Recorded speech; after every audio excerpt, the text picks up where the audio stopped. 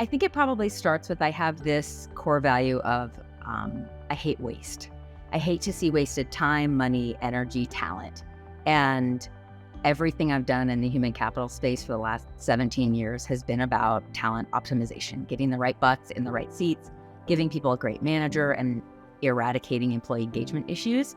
I worked at Gallup in their Houston and San Francisco offices and just kind of got steeped in this research around what makes a great team and a great organization, and just carried that forward to Activate. And I love the work. I love that it's very aspirational, that we're basically creating joy and purpose for people through their work, which then impacts not only our bottom line as an organization, but also their personal well-being, their connections with their family and their community and their faith, whatever's important to them. All of a sudden we have more energy to do those things when we are the right person in the right seat. It frees up a lot more creativity and productivity and joy. So what does Activate do? So we really kind of work in this trifecta of getting the right people in the right seats,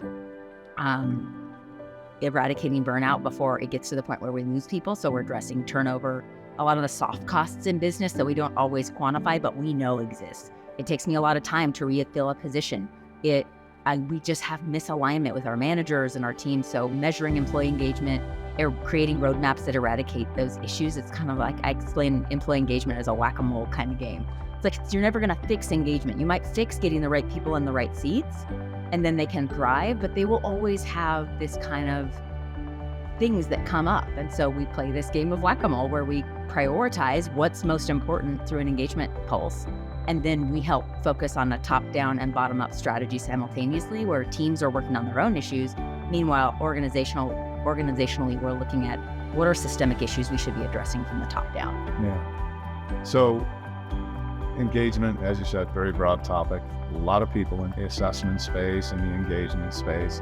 So what was it that attracted you to Connex when you first had it? So the way, back to kind of core values, I believe that no one likes to be cold called. And it's important to find potential partners that you want to work with that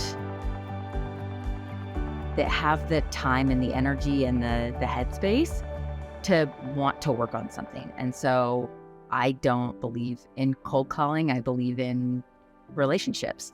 And so most of that work happens that way. When I found Connex, it was like, well, here's a group of people who are already invested in helping clients solve problems, helping partners find that timing connection, and eradicating a lot of the waste that happens in this dance around, should we be talking and are you going to sell me? And it's like, if there's opportunity to support each other, great. If there isn't, let's make friends and move on. And so I just think that efficiency with which Connex partners people that have a potential to work together.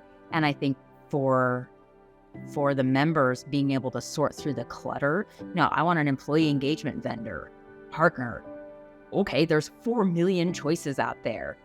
Okay, well, I want one who's vetted. I want one, we validated our survey in 49 countries and 33 languages, and finding somebody that's legitimate to work with. I see the value from the member side and I see the value from the partner side. Yeah. If you can share a little bit, and you hit on it, nobody wants to be sold, and you fit in the bucket of most CEOs don't like selling, but it's a necessary evil, right? So, and I would suggest it's not an evil, it's an exciting process when there's value built, right? So can you talk to a little bit about the coaching along the way, right? Because no one can tell you what you do is great, but transitioning that into a different type of process where you've got a finite amount of time takes some structure and takes, just a third eye sometimes.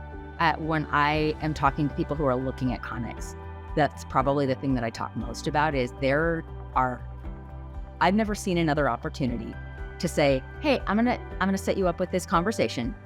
It's recorded. I'm going to take a look at it afterwards. I'm going to talk to the member afterwards and get this 360 feedback on how am I doing?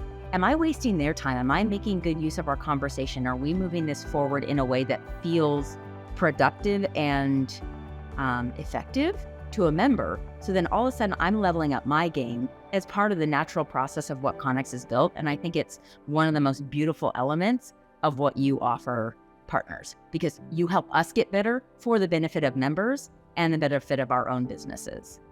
Excellent. Well, when you look at what's the ultimate goal of all of that, it's an outcome, isn't it? So maybe can you share an outcome that came from that coaching?